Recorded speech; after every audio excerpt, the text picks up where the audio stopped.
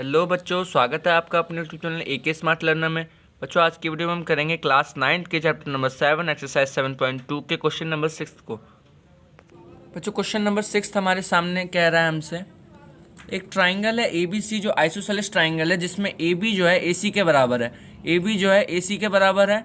Side BA जो है D तक प्रोड्यूस कर दिया है, BA को D तक प्रोड्यूस कर दिया है, जिसमें AD जो है AB के बराबर है। हमें शो डैट यही प्रूव करना है कि एंगल BCD जो है राइट एंगल है। BCD एक राइट एंगल है, यानी 90 डिग्री का है। तो चलिए सॉल्व करते हैं। तो बच्चों, क्वेश्चन नंबर 6 को हम इस वीडियो में करेंगे, तो चलिए करते हैं। अगर यहाँ से मैं देखूँ कि ट्राइंगल जो है हमारा ABC, हमारा ट्राइंगल ABC जो है, उसमें हमें गिवन क्या क्या है कि AB जो है वो AC के बराबर है। यहाँ पे हमें गिवन है तो रीज़न लिखना कंपलसरी है। अब देखिए, अब अगर ट्राइंगल ABC में मैं देखूँ तो AB जो है AC के बराबर गिवन है। तो आपने आइसोसेलेस ट्राइंगल की प्रॉपर्टी पढ़ी होगी कि जब अपोजिट साइड्स इक्वल होते हैं तो उसके अपोजिट साइड के एंगल्स भी इक्वल हो जाते हैं, यानी एंगल ACB जो है वो एंगल ABC के बराबर होगा। तो यहाँ पे इस बात को लिख लेते हैं, एंगल ACB जो है वो बराबर हो जाएगा एंगल ABC के। किस प्रॉपर्टी से? यहाँ पे रीजन लिखना कंपलसरी है। Angle opposite to equal sides of triangle are equal, यानी अपोजिट साइड जब इक्वल होंगे तो उसके अपोजिट एंगल भी इक्वल हो जाएंगे। इसको आप मान लीजिए फर्स्ट इक्वेशन। और अगर मैं दूसरा ट्राइंगल देखूं ADC ACD ट्राइंगल, तो उसमें हमें AC जो है वो AD के बराबर गिवन है, दोनों साइड आपस में इक्वल है, तो यहाँ पे रीजन लिखना होगा गिवन। अब देखिए, AC जो है वो AD के बराबर है, तो यानी एंगल, ये वाला एंगल जो है वो इस एंगल के बराबर हो जाएगा। एंगल ACD बराबर हो जाएगा किसके? एंगल ACD बराबर हो जाएगा एंगल ADC के। रीजन क्या होगा हमारा? यही वाला सेम। और इसको मान लीजिए सेकंड इक्वेशन। अब देखिए, अब हमें ऐड करना है इक्वेशन 1 और सेकंड, यानी adding equation first and second. हमें दोनों इक्वेशन को ऐड करना है।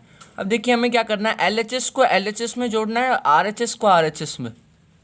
ACB में मैं जोड़ूंगा एंगल ACD, ACB में ये LHS का एंगल ACD, RHS में RHS को जोड़ दूंगा angle ABC plus angle ADC। अब देखिए, यहाँ पे आप ध्यान दीजिएगा थोड़ा बच्चों।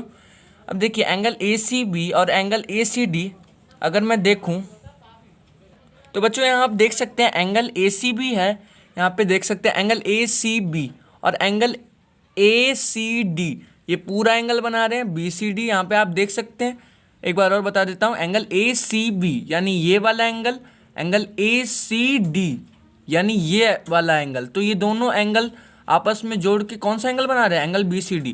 तो यहाँ पे मैं लिख सकता हूँ कि इन दोनों का सम किसका एंगल को बना रहा है? एंगल BCD को।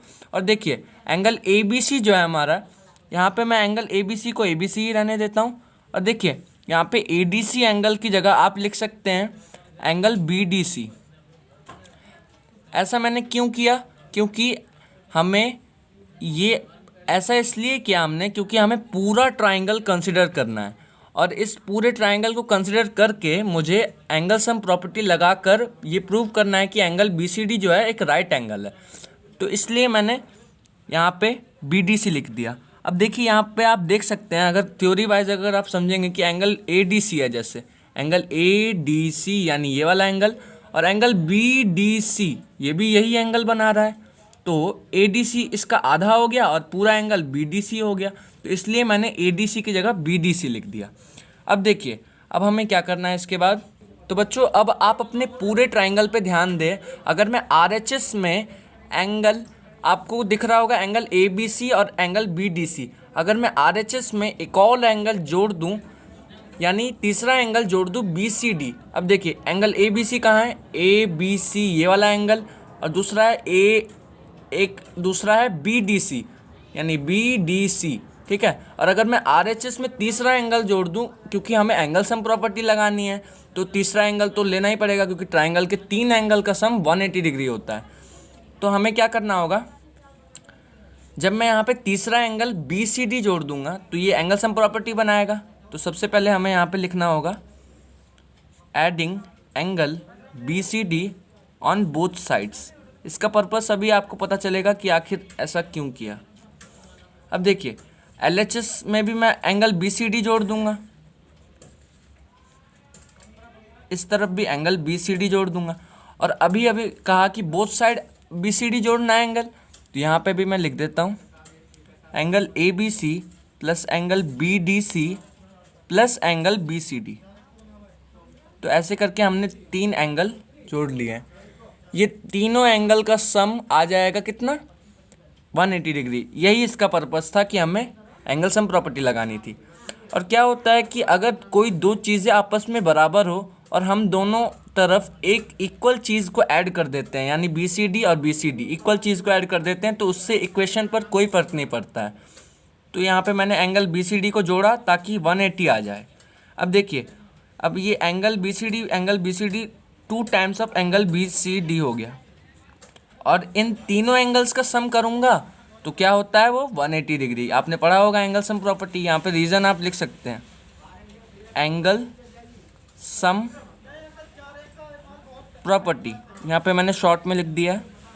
अब देखिए, अब ये 2 जो है मल्टीप्लाई हो रहा है एंगल बी सी डी के साथ, अब ये यहाँ आके डिवाइड हो जाएगा।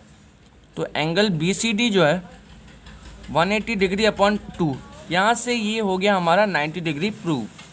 तो बच्चों इस क्वेश्चन में हमें इतना ही प्रूव करना था कि एंगल बी सी डी जो है वो हमारा 90 डिग्री बना रहा है। तो बच्चों इसका सॉल्यूशन इतना ही था। आशा है पूरे क्वेश्चन को समझ गए होंगे। अगर किसी भी प्रकार का कोई डाउट है या कुछ बात पूछनी है आपको तो कमेंट बॉक्स में ज़रूर पूछिएगा। वीडियो अच्छा लगा हो तो लाइक कीजिएगा, चैनल को सब्सक्राइब कीजिएगा। Thank you so much.